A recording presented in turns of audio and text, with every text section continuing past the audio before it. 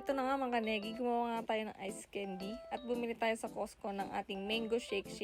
Ewan ko kung anong tawag dun. Hindi ko siya masyadong bet ng iniinom lang kaya gumawa kami ng ice candy. Sobrang sweet kasi ng mangga na to. Hindi katulad ng jowa mo, hindi sweet sa'yo. Uy! Siyempre hindi ganun yung mga kanegi. Charis lang yun.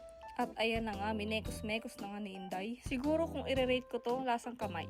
Na maalat-alat, mga ganun. At nahirapan nga si Inday magbuhol ng kanyang ice candy. Ibubuhol mo nga laang ay!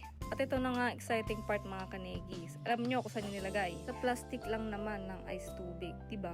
Ganun kalupit yun mga kanegi. Ganun kalupit yan mag-isip si Inday. At natapos na nga mga kanegi ang kanyang pamekos-mekos na lasang kamay. Siguro hindi na siya magiging maasim o matamis.